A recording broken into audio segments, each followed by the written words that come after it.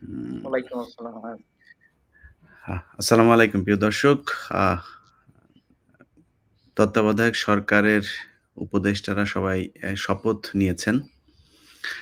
আমরা বিশ্বাস করি যে ১৫ বছরের যে দুর্বিষহ জীবন বাংলাদেশের মানুষ পার করেছে, একটা নতুন দিগন্তের দিকে এগিয়ে যাচ্ছে।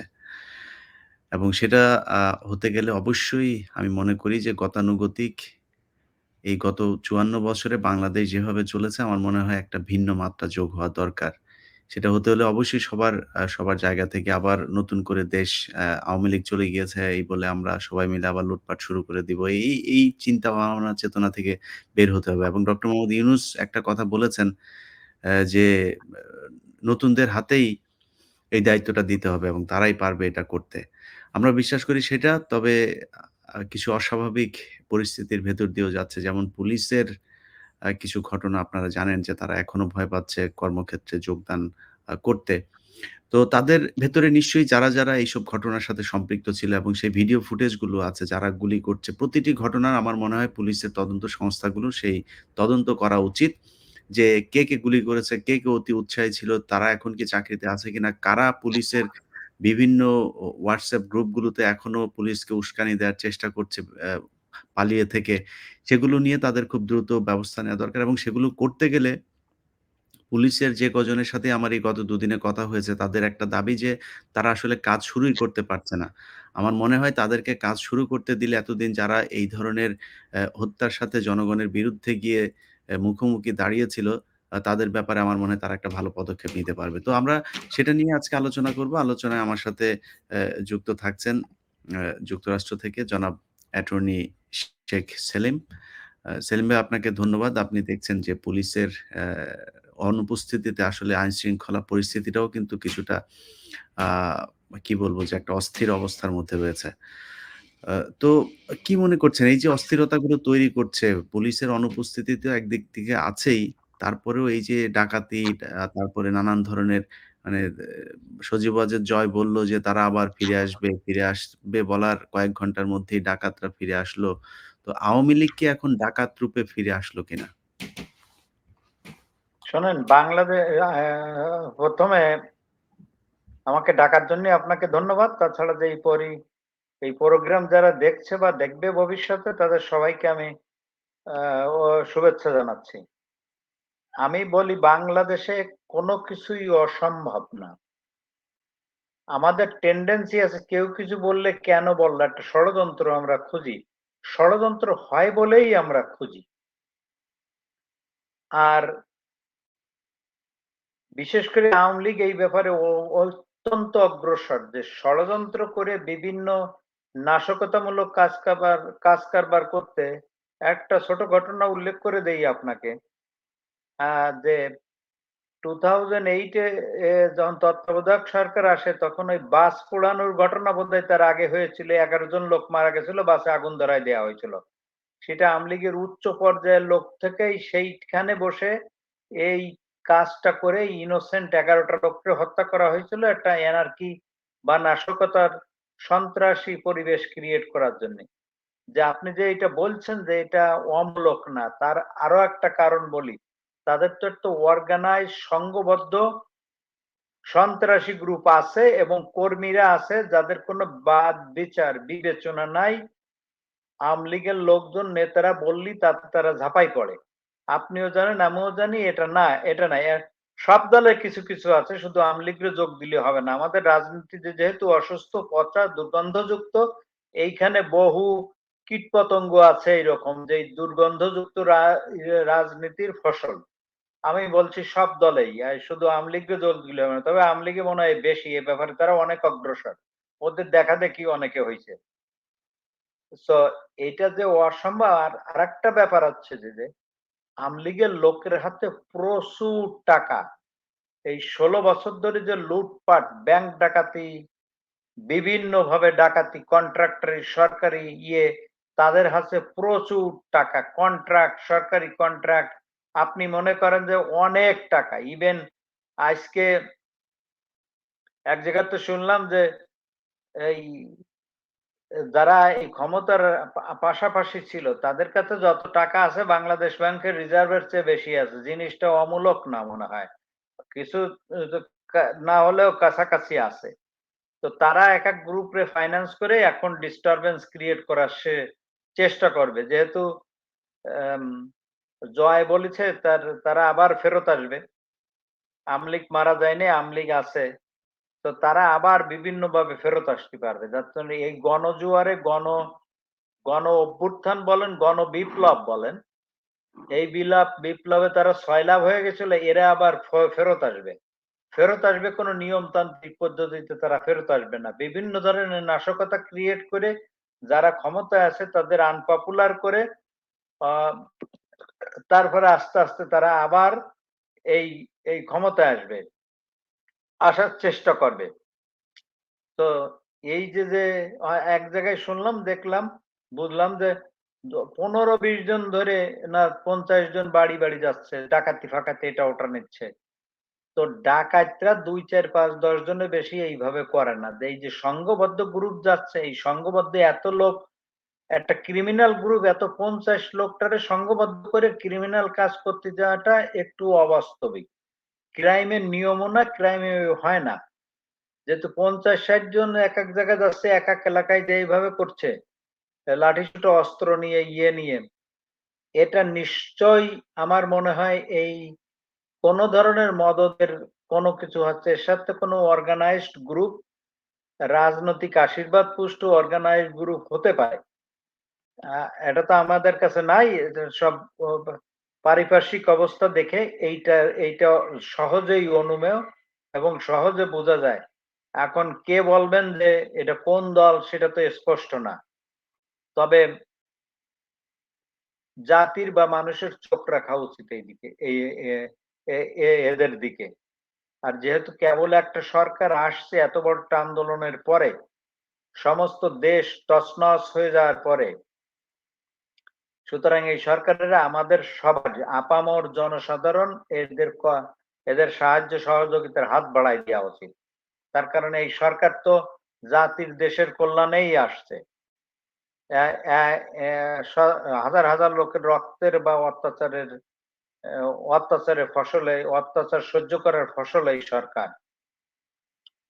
এই তো হতে পারে এইজন্য পুলিশ ফোর্সকে অতি শীঘ্র অর্গানাইজড করা এবং তাদের মাঠে অ্যাকশনে দেয়া। তো সেইটা আরো ব্যাপার। কিন্তু এই পুলিশ ফোর্সকে আমাদের রিশাফল করতে হবে এবং পুনর্গঠন করতে হবে। একটা আইনের ছকে তাদের চলতে হবে। তাহলেই হয়তো ভবিষ্যতে এই পুলিশের মাধ্যমে, যে পুলিশ থানা বিভিন্ন জায়গায় পুলিশ একটা টর্চারের এজেন্ট ছিল। টর্চারের প্রতিনিধি ছিল বা অন্যায়ের প্রতীক ছিল পুলিশ অনেক ক্ষেত্রে। অনেক ক্ষেত্রে তারা এই ধরনের কাজ-কাম করেছে এবং আইনের ওই প্রশাসনের শিথিলতার কারণে তারা অনেক গাফিলতি করেছে। এই অবস্থা থেকে জাতিকে, দেশকে মুক্তি দেয়াই আ জরুরি কাজ। আমি আশা করি এই সরকার সেটা করবে এবং প্রয়োজনীয় পদক্ষেপ নেবে। না সেই ক্ষেত্রে ভাই ধরেন এই যে কিছু অফিসার এখনো কয়েকজনের নাম শুনছি যেমন হাবিব, তারপরে আরো কয়েকজন অফিসার আছে যারা কিনা সরাসরি এই ঢাকা শহরের থেকে তারপরে ঔদ্ধত্যপূর্ণ বক্তব্য দিয়েছে। একজন পলিটিক্যাল পার্সোনাল এর মতো তারা বক্তব্য দিয়েছে। মনে হচ্ছে যে আওয়ামী লীগের, পুলিশ লীগের শাখা থেকে বক্তব্য আসছে। তো এই ধরনের লোকগুলো আছে। তারপরে মনিরুল কোথায় আছে সেটাও আমরা জানি না। আমার মনে হয় পুলিশের ইমেজ রক্ষার্থে তাদের নাম ধরে যে এই ব্যক্তিরা পুলিশের ভেতরে সরকারের পক্ষে কাজ করেছে। এদের হুকুমের কারণে আমরা বাধ্য হয়েছি। এই জিনিসগুলো আমার মনে হয় সব তালিকা করে জনগণের সামনে তুলে ধরা উচিত এবং তাদের যদি তারা দেশে থাকে সাঁড়াশি অভিযান চালিয়ে আমার মনে হয় দেশে অনেক মানুষই আছে। কারণ শেখ হাসিনা চলে যাওয়ার আগে কিন্তু তার আ ঠিক আগ মুহূর্তেও সে পুলিশকে হুকুম দিয়েছিল যে, "গুলি চালাও, যত মানুষ প্রয়োজন হয় হত্যা করো।" তো সেটা আ উ শেখ হাসিনা যখন করতে পারেনি, শেখ হাসিনা যখন পালিয়ে যায়, তার আগে কিন্তু তারা সেই সুযোগটা পায় নাই অন্যরা যে হাসিনা যে এইভাবে যে পালিয়ে যাচ্ছে। আমার মনে হয় যে অনেকেই বাংলাদেশী আছে তাদের ধরার জন্য আমার মনে হয় অভিযানগুলো আরো বেশি জোরদার করা উচিত এবং পুলিশের এই কাজগুলো করার সুযোগ দেওয়া উচিত জনগণের সামনে এসে তারা যেন বক্তব্য রাখতে পারেন। আমাদের থানাগুলোতে যদি এভাবে একের পর এক আক্রমণ হতে থাকে তাহলে তো দেশের আইনশৃঙ্খলা পরিস্থিতিটাও একটা খারাপের দিকে যেতে পারে। তো সেলিম ভাই আমি মানে যে কোয়েশ্চেনটা আপনাকে পরে করতে চাই সেটা হচ্ছে যে ধরেন পুলিশ আজকে যে অবস্থায় পুলিশ যতই এখন নিরাপত্তা চাক, তারা বলতে চাক যে তারা ভালো, যেটাই বলুক, আমি একজন মানুষ হিসেবে মনে করি যে আমার পাশে ১০ জন বিভিন্ন ঘটনাগুলোতেই দেখা গেছে একটা পুলিশের যদি ১০০ জন মানুষ থাকে সেইখানে ১০ জন ২০ জন খুব বেশি আক্রমণাত্মক থাকে। অন্যরা দেখা যায় যে মানে তারা নিশ্চুপ হয়ে আছে, একটু মানে চুপচাপ আছে, তারা অত আক্রমণাত্মক না।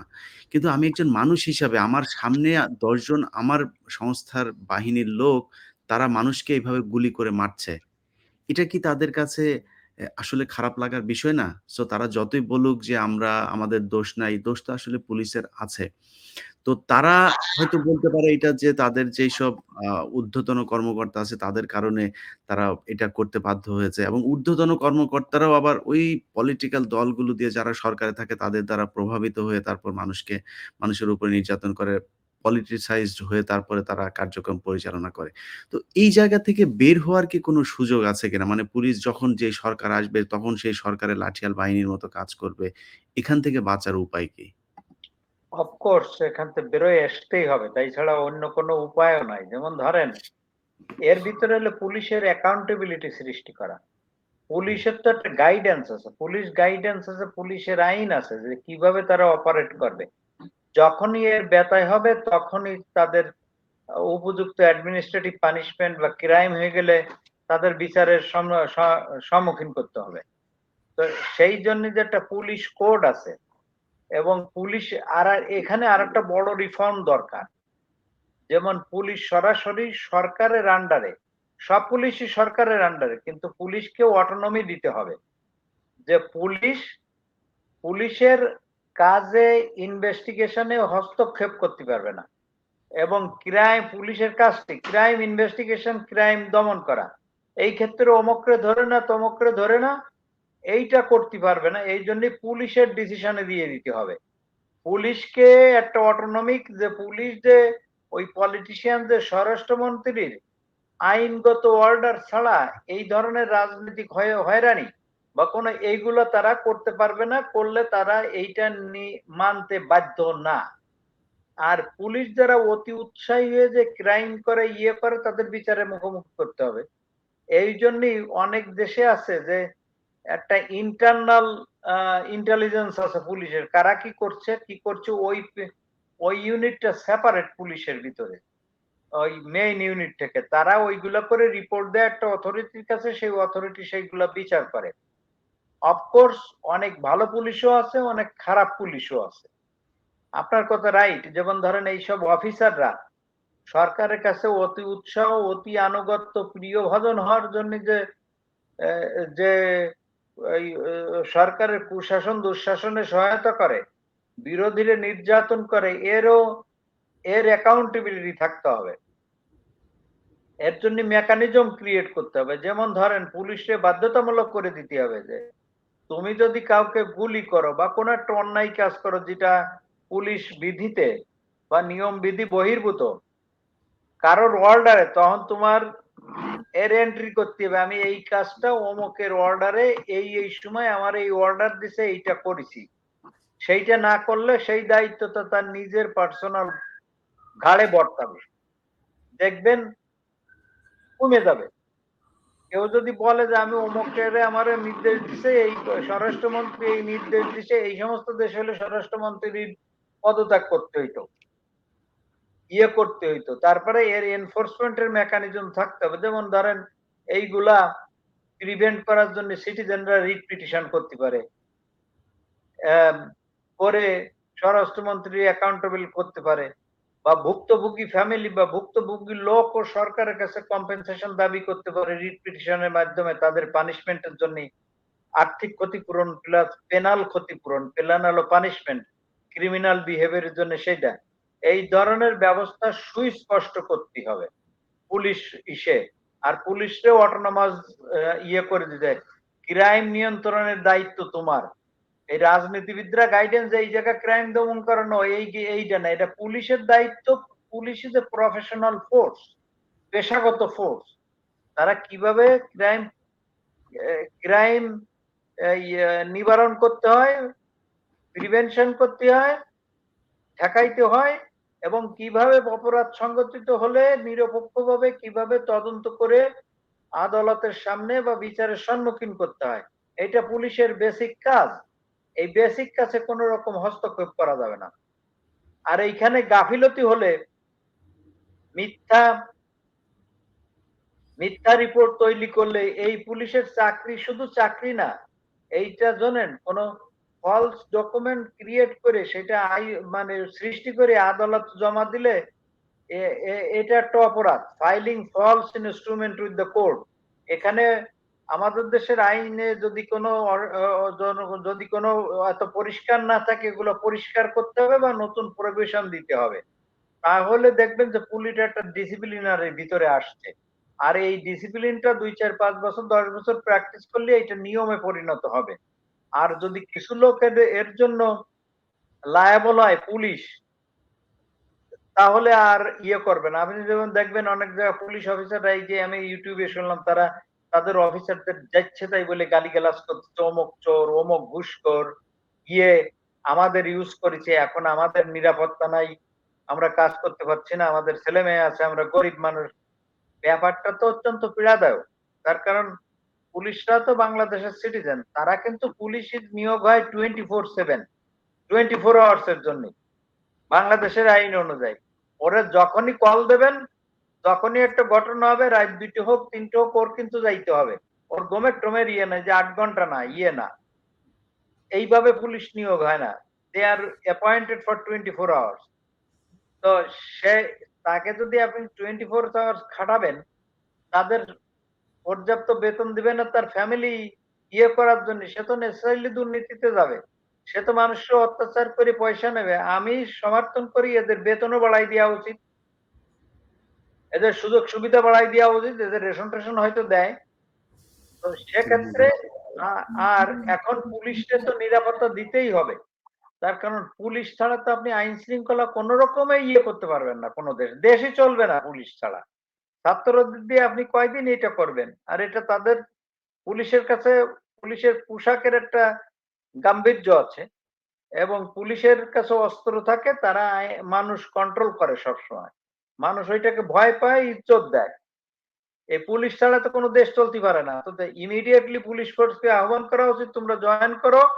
তোমাদের দাবি-দাবা আছে, তাদের অনেক লেজিটিমেট দাবি আছে। সেগুলো তো অগ্রাহ্য করলে বা সেইগুলো অ্যাড্রেস না করলে পুলিশ প্রশাসন হবে না।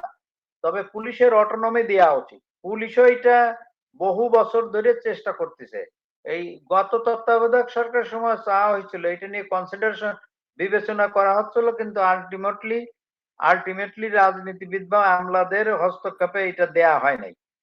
এই এই মানসিকতা থেকে বেরোয় আসতে হবে যে আমাদের দেশের রাজনীতিবিদ বলেন, আমলা বলেন, বড় বড় অফিসাররা, এরা শুধু কন্ট্রোল কন্ট্রোল কন্ট্রোল, ওইটা পাওয়ার মনে করে, ওইটাই হয়তো এরা মর্যাদা মনে করে না। এই মানসিকতা থেকে বেরোয় আসতে হবে। বেরোয় এসে পুলিশকে পুলিশ ফোর্সের মতো দাঁড় করায় দিতে হবে। আর পুলিশের অ্যাকাউন্টেবিলিটি থাকবে। এই যে বললেন যে ওকে ১০০ পুলিশ থাকলে ১০, ১৫, ২০ জন খুব খারাপ থাকে। আপনার এই সেন্টিমেন্টটা দেখতে হবে যে কোন পুলিশ, এবং পুলিশের জন্য থেরাপির ব্যবস্থা করতে হবে যে এই সমস্ত সিনড্রোম যাতে কমে যায়, বিহেভ নরমালি। আর যদি কাউরে সেটা না পারেন, তাইলে তারে অপসারণ করা উচিত। তার কারণ ওই ২, ৪ জনের চাকরির জন্য মানুষের মানুষের ক্ষতি হয়, জনগণের ক্ষতি হবে, সেটা কোনো রকম কাম্য না। সো এই সমস্ত দেশে আছে, যেমন পুলিশ ব্রুটালিটিতে পুলিশ লায়াবল। কিন্তু আমাদের এরে বলে যে এই জনগণের টর্ট ক্লেম বা ড্যামেজ সুট, ওই ক্ষতিপূরণের মামলা। এইটা কোনো কারণে যদি পুলিশ নেগলিজেন্স করে বা ব্রুটালিটি দেখায়, অতিরিক্ত ফোর্স ইউজ করে, আপনার যদি ক্ষতি হয়, আপনি সরকারের কাছে পুলিশের বিরুদ্ধে মামলা করে ক্ষতিপূরণ পাইতে পারেন। আমাদের দেশে আইন এখনো এই পর্যায়ে যায় নাই, এত স্ট্রং না। আর মানুষ তো আদালতে যে বিচার পায় না, বিচার ব্যবস্থা এত বিলম্বিত হয় যে বিচারই ডিনায়েড হয়ে যায় বিলম্বের কারণে। বিচারই জাস্টিস ডিলেড, জাস্টিস ডিনায়েড। বিচারই বাংলা কি বলবো, বিচারই হয় না সেটায়। বিচারের প্রক্রিয়ায় দীর্ঘ আর কি। এই বিচারের কি বলো, বিচারের প্রক্রিয়াই অবিচারে পরিণত হয়, সেটাই বলি এইভাবে। তো এক্ষেত্রে নজর দেওয়া উচিত। রিফর্ম বাংলাদেশের বহু জায়গায় আছে যেখানে বহু বহু রিফর্ম দরকার, এবং এই সরকারের সুযোগ দিতে হবে। আমার মনে হয় তাদের কোনো অন্য মোটিভেশন নাই, তারা আসছে সার্ভ করতে পাবলিককে, আইনগত কাঠামো দাঁড় করাইতে, বিভিন্ন দাঁড় করাইতে। সব বর্তমানে যেসব পলিটিক্যাল পার্টি আছে যারা অত্যাচারের সুযোগ হয়েছে, অত্যাচারিত হয়েছে গত সরকারের আন্ডারে, আমি বলবো বিএনপির কথা ধরেন। বিএনপি যত অত্যাচারিত হয়েছে গত সরকারের আন্ডারে, আর রাজনৈতিক ভাবে আর কেউ এত অত্যাচারিত হয় নাই, বা কোন দল। এই সরকার চলে যাওয়ার পরে সবচেয়ে বড় বেনিফিশিয়ারি দল হিসেবে বিএনপি, আমি সেটা বলি। যেমন জিয়া পরিবার, তিনবারের প্রধানমন্ত্রী বেগম খালেদা জিয়া একজন সম্মানীয় মানুষ, বয়স্ক মানুষ, ওনাকে এত বছর ধরে জেলে পুরে রাখা হয়েছে, ওনার চিকিৎসা পর্যন্ত করতে দেওয়া হয় নাই। অ্যাটলিস্ট তিনি এখন মুক্ত, কথা বলতে পারছেন, পারছেন। দ্বিতীয়ত হচ্ছে তারেক রহমান, সে লন্ডনে বসে আছে, সে এখন স্বপ্ন দেখতেছে দেশে এসে তার মার সঙ্গে একত্রীভূত হওয়ার। অত্যন্ত পজিটিভ একটা জিনিস তার ফ্যামিলির জন্য।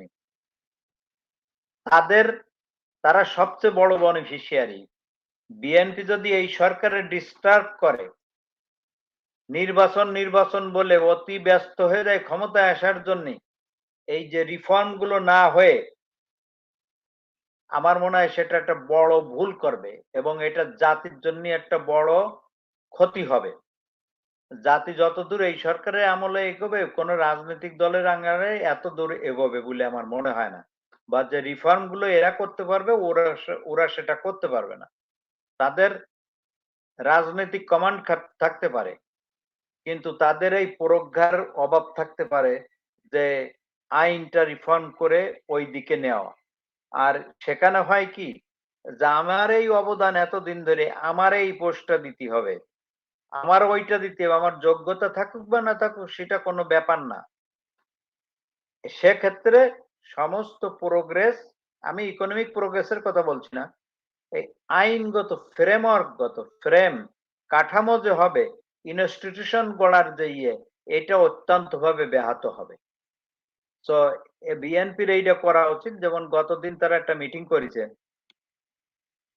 আমার মনে হয় যেখানে কোনো পুলিশ নাই, ট্রাফিক নাই, সেখানে ঢাকা শহরের মতো জনাকীর্ণ শহরে সেই দিন এত বড় একটা মিটিং ডেকে শহরের চলাচল ব্যবস্থাকে, যাতায়াত ব্যবস্থাকে ডিস্টার্ব করা, আমার মনে হয় না এটা ঠিক হয়েছে।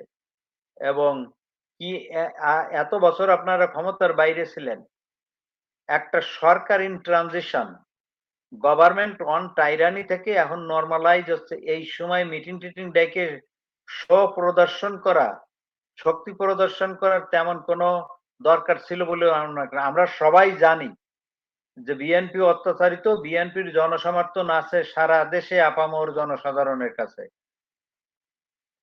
সেক্ষেত্রে আপনাদের এইটা করার কত ওইটা হয়তো প্রয়োজন?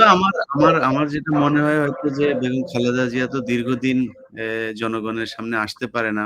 ওনার একটা বক্তব্য বোধহয় দেখলাম, আমি জানি না যে ওইটা কি ওই স্ক্রিনে চালানো হয়েছিল কিনা জনসভার ওইখানে। আর তারেক রহমান নিজেও তো অনেকদিন নেতা কর্মীদের সাথে হয় না, সেই কারণে হয়তো এটা করেছিল। যাই হোক, শোনেন, আমরা উনি তো যায় নাই, উনি অসুস্থ, উনি তো মিটিং এ যায় নাই। উনার বরং কয়দিন সুস্থ হয়ে তারপরে মিটিং এ যাক, সারা বাংলাদেশ উনার এখন, উনি না, যাইতে ওনার পারে। একটা ভিডিও বক্তব্য বোধহয় দেখলাম। ওটা আমি জানি না যে ওটা কি চালানো হয়েছিল কিনা। ওনার ওই যে ভিডিও বক্তব্যটা আমার মনে হয় ওইটা চালানো, ওই যে উনি বক্তব্য দিছে মুক্ত হয়ে, কিন্তু তো ওটা মিটিং এ দেয় নাই।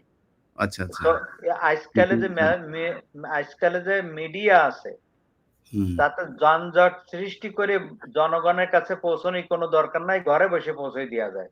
হুম, তার কারণ বক্তব্য করে রেকর্ড করে দিলে দুনিয়ায়, এই যে আমরা এখন কথা বলতেছি সারা বাংলাদেশেতেও অনেক সময় ফোন আসে যে আপনার কথা বলতেছেন। তো আজকে হুম, আপনি জনগণের শুভেচ্ছা জানাবেন, আপনি দেখবেন যে আপনি আছেন, আপনার লক্ষ লক্ষ কোটি কোটি ভক্ত আছে দেশে, দেশে আছে, তারা নিশ্চয়ই আপনার কথা শোনার জন্য, আপনার দেখার জন্য ব্যতিব্যস্ত হয়ে আছে। সেটা অলরাইট, সেটা আজকাল তো এইভাবে করা যায়। কিন্তু ওই পল্টনে মিটিং করে অ্যা অ্যা আপনি না যেয়ে অন্য নেতাকর্মীদের দিয়ে জন যানজট সৃষ্টি করা, যেখানে একটা ভোলাটাইল সরকার পড়ে আছে, সরকারই নাই বলতে গেলে। এনার করা আছে। সেখানে তো এইটা করার কি দরকার জি। ছিল বলে যাক আমি তো বিএনপি আশা করি যে দায়িত্বশীল অবশ্যই তারা পালন করবে।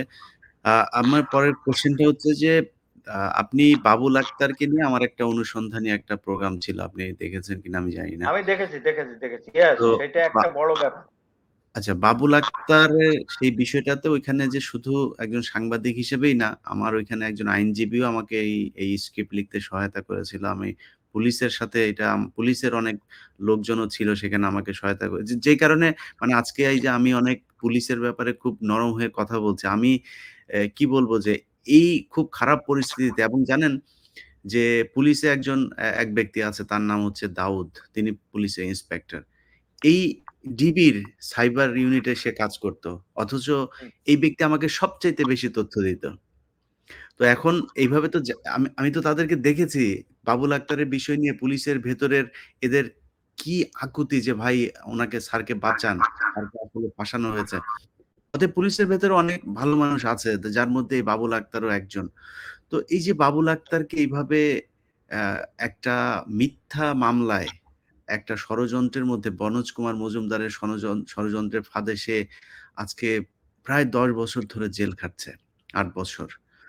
তো এই যে জেল খাটছেন, মানে উনার কি আসলে বের হওয়ার জন্য আপনি একজন আইনজীবী হিসেবে কি মনে করেন? উনার মনে হয় একটা আ আবেদন বোধহয় করা হয়েছিল, সেই আবেদনটাও খারিজ করে দিয়েছে।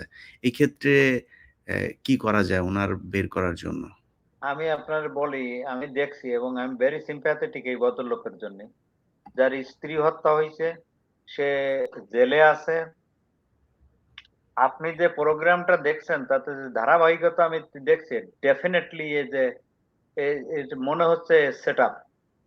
এবং হুম, এইটা যদি সেটআপ হয়, যে অফিসার এতগুলো মেডেল পাইছে, এত বড় বড় অভিযান করেছে, কোন জায়গায় কম্প্রোমাইজ করে না। ওই যে সোনার চোরাচালান যেখানে ২ কোটি টাকা ঘুষ দেওয়ার কথা বলা হয়েছে, সে ফেরে নাই। তার মানে তো তার তো বোঝাই যায় তার সততা আছে এবং সে অত্যন্ত নিষ্ঠ, একনিষ্ঠ অফিসার। সে তার কর্ম ডিউটিতে অত্যন্ত অত্যন্ত নিষ্ঠা আছে এবং পেশাদারিত্ব আছে। তো এইখানে তো একজন পুলিশ অফিসার এসপি, তার ছেলে-মেয়ে আছে এখানে। আমি তো বুঝি না আদালত কেন এত, আদালত তার বেল দেবে না, এইটা কেমন কথা? এখানে শোনেন, ২ টা কারণে বাংলাদেশের আইনে বেল দেয়া যায়। আমি বাংলাদেশেও লয়ার ছিলাম। বাংলাদেশে আমার বেসিক ল ডিগ্রিটা করা। যদি সে পালায় না যায়, সে যদি উইটনেস অর্থাৎ সাক্ষ্যদের প্রভাবিত না করে, he can be set on free pending the trial. সেখানে ১০ বছর ধরে আটকায় রাখছে। এই যে বাংলাদেশের আদালতের, আমি জাজদের সম্পর্কে ২ টা কথা বলতে চাই এখানে আপনার এই কথার প্রেক্ষিতে। জাজ মানে হলো একটা নিরপেক্ষ ট্রাইব্যুনাল যেখানে বিচারে যায়। আমি ক্ষমতাসীনদের আকার ইঙ্গিত অথবা তাদের ইচ্ছার তল্পিবাহক তো হতে পারি না। এগুলা তো জাজ না, এগুলা ক্যাঙ্গারু বলে। তো আর এইদিকে বলা হয় ক্যাঙ্গারু কোর্ট। এইটা তো কোনো ইয়ে না। এর তো জাস্টিস নামের কলঙ্ক। তারা হলো দুনিয়ায় আল্লাহর প্রতিনিধি। সেই প্রতিনিধি যদি মানুষের প্রতিনিধি হয়ে সার্ভ করে তার পারপাস, এটা কেমন কথা? He is entitled to bail at least. ট্রায়ালে যা হোক না কেন, he has the right to face the witnesses এবং তার রাইট আছে টু প্রেজেন্ট উইটনেসেস। তার রাইট আছে তার নিজের পক্ষে সাক্ষ্য প্রমাণাদি হাজির করা তার ডিফেন্সে। যদি তারা গিল্ট প্রমাণ করতে পারে, এখানে ডেফিনেটলি একটা ষড়যন্ত্রের গন্ধ পাওয়া যায়। এইখানে এইখানে এই কেসে ঝামেলা আছে। আপনি দেখবেন যে এখন তো সরকার পতন হইছে। এই কেসের মোড় অন্যদিকে যাবে। আদালতের বিহেভিয়ারটা ওইটা দেখবেন। বড় আনফরচুনেট যে আদালতের বিহেভিয়ারটা এইটা আমরা দেখবো কেন? একজন ঊর্ধ্বতন পুলিশ অফিসারের গ্রাজের ধরে নিচ্ছি যে আপনার কথা, আপনার ইনভেস্টিগেশন রিপোর্টে যথেষ্ট সত্যতা এটা মনে হয়েছে। It's very impressive. Very impressive, very thorough report. Incident by incident phone call, ঘটনা সবকিছু দিয়ে আপনি একটা সুন্দর ফ্যান্টাস্টিক কোহেরেন্ট রিপোর্ট করেছেন। তাতে মনে হয় না যে এই লোক গিল্টি। তারপরেও এটা সাক্ষ্য শপথের উপরে নির্ভর করবে। কিন্তু এর তো বেল হয়ে যাওয়া উচিত। আপনি চিন্তা করেন যে এই বাবুল আজকালে আটকানোর জন্য যদি একজন পুলিশ অফিসার বা কয়জন পুলিশ অফিসার ইনফ্লুয়েন্স করে এটা করে, সেক্ষেত্রে পুলিশ প্রশাসন এই কয়টা লোকের কাছে টোটালি অসহায়। আর আদালতই বা কয়তো একজন পুলিশ অফিসার কি বলেন? একজন ডিস্ট্রিক্ট জাজের মর্যাদা একজন সেক্রেটারিরও উপরে বাংলাদেশের অর্ডার অফ প্রেসিডেন্স অনুযায়ী। সবচেয়ে বড় অফিসার একজন সেক্রেটারির উপরে। সেনাবাহিনী প্রধানের নিচে। সেনাবাহিনী প্রধানের উপরে দেওয়া হয়েছিল, পরে সুপ্রিম কোর্ট এটা চেঞ্জ করে দিয়েছিল। তো সেই সমস্ত ডিস্ট্রিক্ট জাজ যদি একজন পুলিশ ডিআইজি বা এডিশনাল আইজির কথা মতো চলে বা তাদের ইচ্ছা মতো ইয়ে করে, এর চেয়ে লজ্জাজনক আর কি থাকতে পারে? আমি তো দেখছি এর চেয়ে লজ্জাজনক আর কি থাকতে পারে? বাংলাদেশের আদালতের একটা অবস্থা আছে, কথায় কথায় কন্টেম্পট অফ কোর্ট। আরে সত্যি কথা, কন্টেম্পট অফ কোর্ট না। সেদিন কয় জাজ কয়েছে truth is no defence. What is the defence? তার মানে কি কত বড় অটোক্রেটিক কথা এই সুপ্রিম কোর্টের কয়েকজন বিচারপতি বলেছে দেখছেন? Truth is no defence.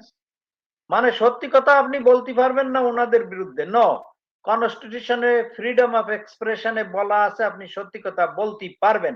এইটা লিমিটেড না। যে সমস্ত লোক এইটা জানে না বা তারাই এই কথা বলে বা এই ল্যাঙ্গুয়েজ বোঝে না, তারা এই কথাই বলে। তার কারণে freedom of expression is a very expensive, মানে খুবই বিস্তারিত ব্যাপক রাইট এটা। এবং এইটা ফান্ডামেন্টাল রাইট, এটা মানুষের মৌলিক অধিকার। এইটাতে আপনি বঞ্চিত করতে পারবেন না। বাবুল আক্তারের বাবুল আক্তারের জামিন হওয়া উচিত এবং আমরা এটা দাবি করতেছি। আমাদের এটা দাবি করা উচিত না জনগণ তাইলে আদালতের পরে বলা, কিন্তু তার আইনগত অধিকারটা আমরা বলতেছি। আমি তো লয়ার হিসেবে বলতে পারি তার আইনগত অধিকারটা কি। সে তো পালাই যাচ্ছে না ব্রিজ। সে তো তার সাক্ষী হলো পুলিশ অফিসার, অন্যান্য লোকজন আছে। আর সে এমন কোন সিচুয়েশন নাই, তার তার সেই ইনফ্লুয়েন্স নাই। সে বর্তমানে সিটিং এসপি না, সে হচ্ছে প্রাইভেট সিটিজেন। সে এই একটা ডিপার্টমেন্টের বাইরে যে এই সাক্ষীদের ইনফ্লুয়েন্স করতে পারবে না বা প্রভাবিত করতে পারবে না। তো তার জামিন দিতে তার অসুবিধাটা কি? আইনগত কোনো বাধা নাই এবং এইটা বা জামিন হওয়া উচিত। বাবুল আক্তারের লয়ার যারা আছে তাদের এখন কোর্টে যে গর্জন করা উঠেছে এই জাজদের সামনে, জামিন দাও। সিচুয়েশন ভিন্ন। এইসব তল্পি বাহক বিচারক এরা জামিন দিতে বাধ্য। এরা আকার ইঙ্গিত চলেছে। আমি জানেন বাংলাদেশের জুডিশিয়ারিতে কিছু জুডিশিয়াল মিসক্রিয়েন্ট ক্রিয়েট হয়েছে। জুডিশিয়াল মিসক্রিয়েন্ট মানে বিচার বিভাগীয় নাশকতাবাদী। এরা আইনকে যারা অন্যদিকে ডাইভার্ট করে, আইনের কক্ষপথ থেকে অন্যদিকে নিয়ে ধাবিত করে কারোর পরে ফেলে দেয়, এরা হলো জুডিশিয়াল মিসক্রিয়েন্ট। এই জুডিশিয়াল না, এই মিসক্রিয়েন্ট মামলাটা সেলিম ভাই প্রথমে কিন্তু পিবিআই এর কাছে ছিল না। পিবিআই এর কাছে এই কোর্টের মাধ্যমে কোর্টকে কাজে লাগিয়ে বনজ এই মামলাটা তার হাতে নিয়ে নেয়। অতএব যেই বিচারককে দিয়ে, সেই বিচারক যদি এখনো থাকে, ওকে জুতা দিয়ে পেটায় তারপরে বলা দরকার যে তুই যা এই ভুলগুলি করছিস, মনোজের কাছ থেকে টাকা খায়, তুই সেটা এখন ঠিক কর। ওরে জামিন দে, এই বিচারের ব্যবস্থা তুই করবি এটা। আমার মনে হয় এগুলি করা উচিত। আর শিওর পুলিশের শোনেন, বিষয় হচ্ছে নট যে অনলি দিস, ও যদি টাকা খেয়ে থাকে তাহলে তো তোর চাকরি থাকা উচিত না, তারও বিচারের মুখোমুখি হওয়া উচিত। এটা ছোটখাটো ব্যাপার না। না, আমি এটা তো হলো একদম বিষয়টা, আমার ওই জায়গাটা যদি আপনি দেখেন যে তারা কিভাবে কত কৌশলে সেই মামলাটা করলো পিবিআই এর লোকজন নিয়ে তাকে মামলা করায়, সেই মামলা তদন্তে গেল একজনের কাছে। রাতারাতি সেই মামলাটা আবার পিবিআই এর কাছে দিয়ে দিল। সো এটা তো আর এমনিতেই সম্ভব না। তার আমি একটা পরামর্শ দিই আপনারে। এই পরামর্শটা বাবুল আক্তারের শ্বশুরের ইজাহারের ভিত্তিতে তো এটা হইছে, তাই না? বাবুল আক্তারের শ্বশুর এখন একটা এফিডেভিট দিয়ে যে এজাহার এর কিভাবে হইছে ব্যাকগ্রাউন্ড, যেমন আপনারে বলিছে, বলিছে। এই দিয়ে একটা পিটিশন দেয়া উচিত বাবুল আক্তারের ইসের সঙ্গে, হুম, এবং সে কোর্টে যাওয়া উচিত, আমি এর জামিনের বিরোধিতা করি না, এইটা সত্যি না, আমার এই ইনফ্লুয়েন্স করে করা আচ্ছা, হয়েছিল। এটা করতে গেলে সেলিম ভাই অনেক লম্বা আলোচনায় চলে যাবে। কারণ হচ্ছে যে বাবুল আক্তারের শ্বশুর কিন্তু আমার প্রোগ্রামেই কিন্তু সে বক্তব্যগুলো সে পরিষ্কার করেছে যে তাকে এই মনোজ কুমারই তাকে সবকিছু করিয়েছে। মনোজ কুমারের কথাতেই সে সবকিছু করেছে। তারা পারিবারিকভাবে ১ম এ বলেছে যে তার জামাই অনেক সৎ, তার মেয়ের সাথে কখনো তার সমস্যা ছিল না। এরপরে রাতারাতি পাল্টে যায়। কিন্তু এই মুহূর্তে সমস্যাটা যেটা যে বাবুলের শ্বশুর হঠাৎ করেই বেশ কয়েকটা বাড়ির মালিক হয়ে গিয়েছে। তো যেটা কিনা আমার সোর্স যেটা আমাকে বলেছে যে সম্ভবত বনোজ কুমার তাকে বিশাল অঙ্কের একটা টাকা দিয়েছে। যে টাকাটা নিয়েই এই আপনার বাবুল আক্তারের শ্বশুর এখন উল্টাপাল্টা মন্তব্য কিছু করেছে। বাট সে এখন চুপচাপ আছে। সো সেটা করা সম্ভব হবে কিনা আমি তার পরিবারের সাথে কথা বলব। তার পরিবার হয়তো আমার এখানে এসে কথাও বলবে। তখন জানা যাবে বিষয়টা। আমরা আজকের আলোচনা আর খুব বেশি লম্বা না করি। যেটা বলতে চাই যে পুলিশের আমার মনে হয় ঠিক হওয়া উচিত এবং এখনো এই যে কিছু অফিসারের নাম কিন্তু আসছে না। যেমন মনিরুল। এই মনিরুল হচ্ছে ডিবিতে থাকাকালীন সবচাইতে মানে হারুনের চাইতেও বেশি কিলিং এ আপনার অংশ নিয়েছে এই মনিরুল। ঠান্ডা মাথার একটা খুনি। তারপরে আরেকটা বাংলাদেশের সবচাইতে ঠান্ডা মাথার একজন খুনি আছে যার কথা আলোচনাতেই নাই। আমার মনে হয় বিএনপিও তাকে মনে হয় খুব বেশি শত্রু মনে করে না। কারণ সে সারাদিন আপনার মদ খেয়ে নারী নিয়ে আপনার পড়ে থাকে। ওই মাঝে মধ্যে খুব গুছায়-টুছায় নিয়ে আসে তারপরে তার আসলে কোনো কাজ নাই। তাকে দিয়ে ওই ঠান্ডা হয়ে থাকতে পারে এইজন্যই হাসিনা তাকে বসিয়ে দিয়েছে। ভারতের কথায় সে চলে। সেটা হচ্ছে স্বরাষ্ট্রমন্ত্রী। এই স্বরাষ্ট্রমন্ত্রী কিন্তু সব কিলিং এর মূল হোতা। ভারতের সব আপনার আ কি বলবো যে পরিকল্পনা তার মাধ্যমে বাস্তবায়িত হতো।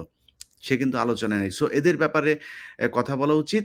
আর সবশেষ যাদের ব্যাপারে কথা বলতে চাই, পুলিশে এই গত ১৫ বছরে যারা ছাত্রলীগ করে, এই পরিচয় এমপির কাছ থেকে রিকমেন্ডেশন এনে তারপরে চাকরিতে ঢুকেছে। তাদের মধ্যে আমি বলব না সবাইকে সরাতে, কারণ সবাইকেই কোনো না কোনোভাবে ম্যানেজ করতে হয়েছে সেই কাগজটা।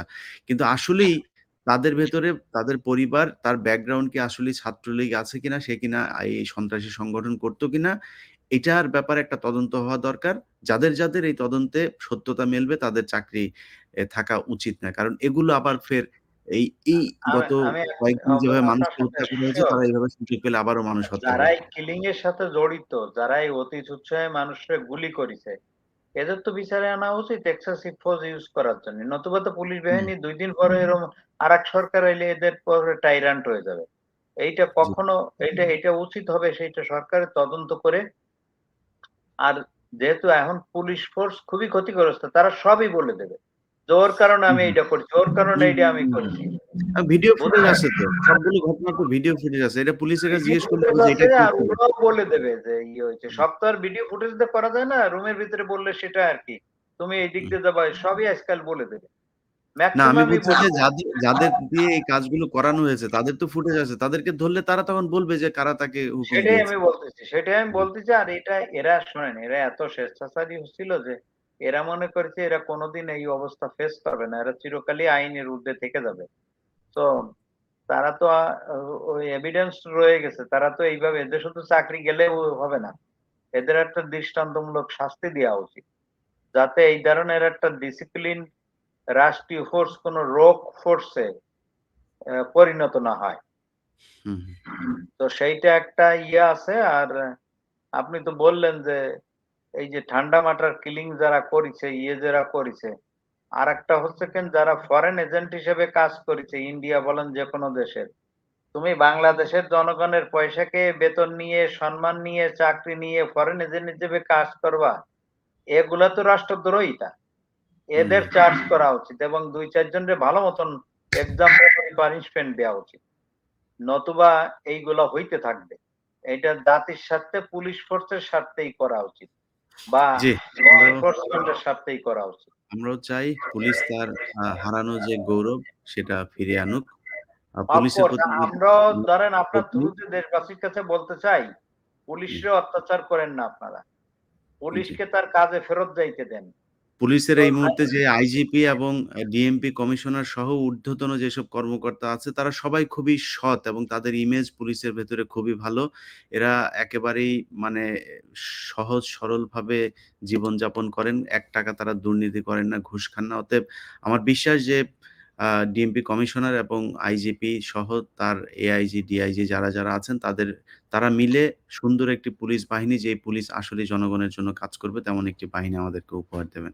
সেলিম ভাই, আপনার অনেক ব্যস্ততার মধ্যে আমাদের সময় দেওয়ার জন্য ধন্যবাদ। ইনশাআল্লাহ আমরা নিশ্চয়ই অন্য কোনো আলোচনায় আরেকদিন যুক্ত হব। সিওর ইলিয়াস ভাই। Thank you very much.